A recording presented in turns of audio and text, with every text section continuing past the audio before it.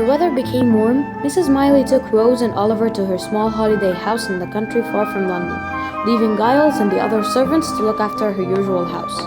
Oliver loved his time there and until one day when Rose became ill.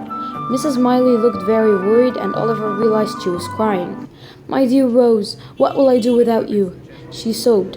"Mrs. Miley, Rose is so young and so good that nothing bad will happen to her," said Oliver. "I hope you're right, Oliver," said Mrs. Miley. But Rose didn't get better, and the next day Mrs. Miley asked Oliver to post a letter to Dr. Losberne. "I have another letter here from my son Harry," said Mrs. Miley. "You can post this too." How is Miss Rose, Mum? She is very ill. She's not going to die, is she, Mum? God's will be done.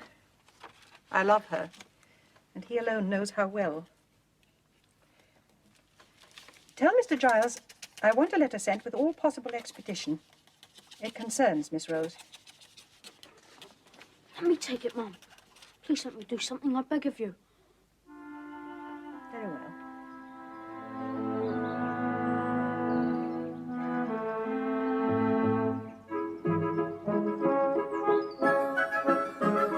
Oliver set off across some fields and ran until he reached the nearest village where he could post the letters.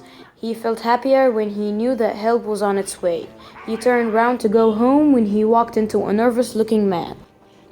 "Sorry, sir, I didn't see you there," he said politely. "What are you doing here?" shouted the man. He had dark, cruel eyes and an angry expression. Oliver didn't know if he was ill or mad, and he quickly ran back home.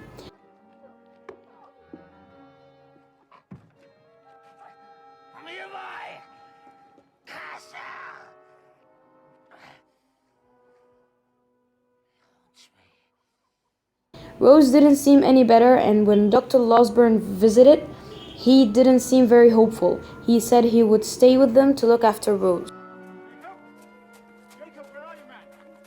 "She will sleep for a long time," Mrs. Miley told Oliver. "Perhaps she'll wake up better, but I am very worried that she will not wake up at all." One morning, a few days later, Dr. Losberne left Rose's room and walked quietly up to Mrs. Miley and Oliver. "Is she dead?" Mrs. Miley sobbed. "No!" exclaimed the doctor. "I think she'll be up and about in no time." Mrs. Miley and Oliver laughed with happiness. Oliver decided to go out into the countryside to get Rose some flowers. As he was returning, a coach stopped in the road next to him. Mr. Giles looked out of the coach. She'll be back to her old self again soon. Just like you. Here I thought to see a young... "What news is there of Rose?" he asked. "It's good news," said Oliver. Then a gentleman got out of the coach and walked up to Oliver. Oliver wasn't sure if he was angry or worried. "Are you sure that the news is good?" he said. "Yes, sir. Dr. Losberne said she'll be fine." The gentleman relaxed at once and smiled. Then he said, "Take the coach, driver. I'll walk to my mother's. Come with me, Giles." Oliver walked back with Mr. Giles and the gentleman. He was about 25 and he looked very like his mother, Mrs. Miley. They soon reached the house and went inside, where Mrs. Miley was very pleased to see her son, Harry. "I got your letter yesterday, Mother," said Harry. "Why didn't you tell me Rose was ill before?" "I didn't want to worry you, but you know how much I care about Rose." Oliver could see that Harry cared greatly for Rose. Every day, Harry brought flowers to Rose's room, and every day she became a little better. Meanwhile, Dr. Losberne became Oliver's teacher, and he spent his time learning to read and write. The better for her, I think. Soon, Rose was completely better, and Oliver felt really happy for the first time in his life. They had been at the holiday house for most of the summer, and Oliver spent his time studying hard.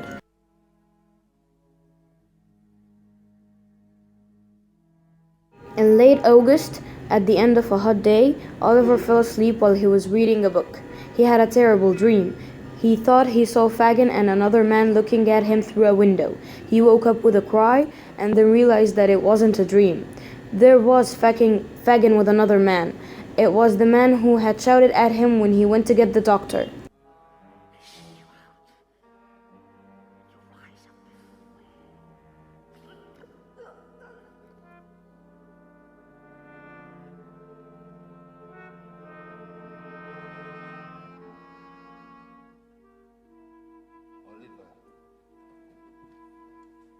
Oliver. Oliver. Oliver. Oliver, my dear.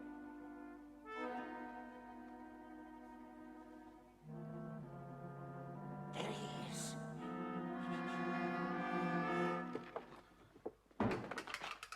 The men disappeared and Oliver shouted out. Mr. Giles and Harry ran up to help him. "It was Fagin!" cried Oliver. "Which way did he go?" asked Harry. Oliver pointed at them and the men ran after the criminals, but they couldn't find them anywhere.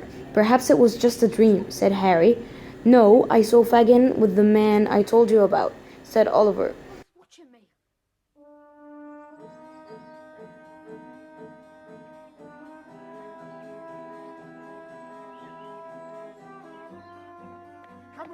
They asked people in the nearest village if they had seen anyone. No one had seen anything.